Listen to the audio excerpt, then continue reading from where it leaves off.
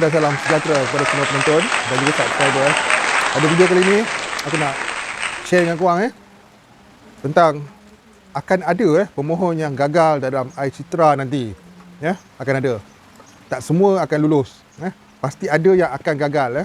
Gagal disebabkan oleh beberapa perkara. Jadi kita share perkara ni. Mungkin korang ada terbuat ataupun tanpa sedar. Jom kita mulakan. Perkara pertama yang mungkin akan membuatkan permohonan anda gagal ialah kesilapan semasa membuat permohonan. Kesilapan tu berlaku mungkin diakibatkan oleh talian hang tiba-tiba. Korang tengah submit, tiba-tiba terus dia shutdown, freeze, hang dan sebagainya. Jadi korang tak sempat nak submit. Jadi permohonan tu kita tak boleh cakap dia dah, selagi tak disahkan ia diterima, maka permohonan itu dikira sebagai tidak diterima lah kiranya.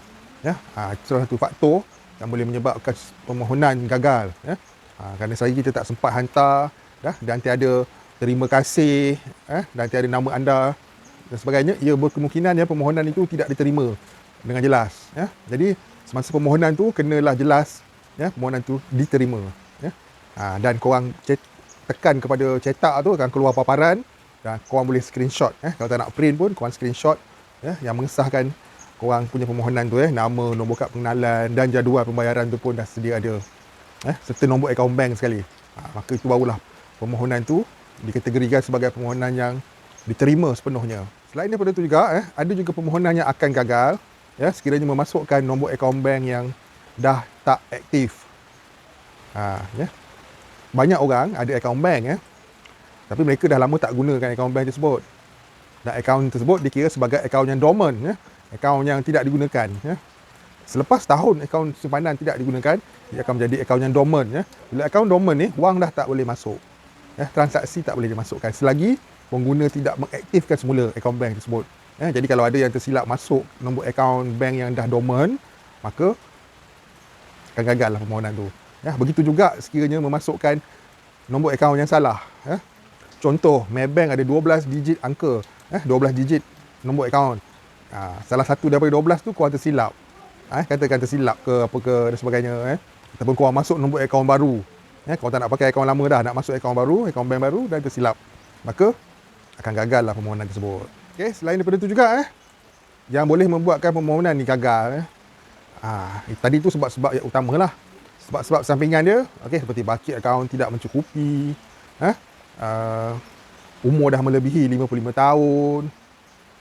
Benda-benda macam tu ialah penyebab sampingan yang akan menyebabkan permohonan gagal. Tapi aku nak berbalik kepada asal. Kegagalan ni dalam permohonan iCitra ni kebanyakannya nanti akan timbul daripada kesilapan ataupun kegagalan menyempurnakan permohonan. Itulah satu sebab utamanya nanti. Sebab ramai yang tengah tengok daripada video-video, komen-komen ramai yang gagal menyelesaikan permohonan mungkin kerana talian sibuk ke, telefon hang ke dan sebagainya, tidak dapat menyempurnakan permohonan. Maka akan jadi gagal lah. Selain daripada sebab-sebab yang aku sebut tadi. Tapi aku boleh cakap penyumbang utama kegagalan ni ialah kegagalan pemohon sendiri untuk menyempurnakan permohonan. Itu salah satu paling utama yang akan menyebabkan gagal dalam permohonan. Selain daripada itu tu kesalahan sampingan sajalah. Kesilapan sampingan. Seperti yang aku sebut tadi. Aku tak nak ulang banyak kali. Jadi itulah sebabnya juga pihak KBSP membuat portal tu sekiranya lulus. Akan dibayar. So maksudnya pihak KBSP sendiri pun sedar akan ada pemohon yang buat kesilapan.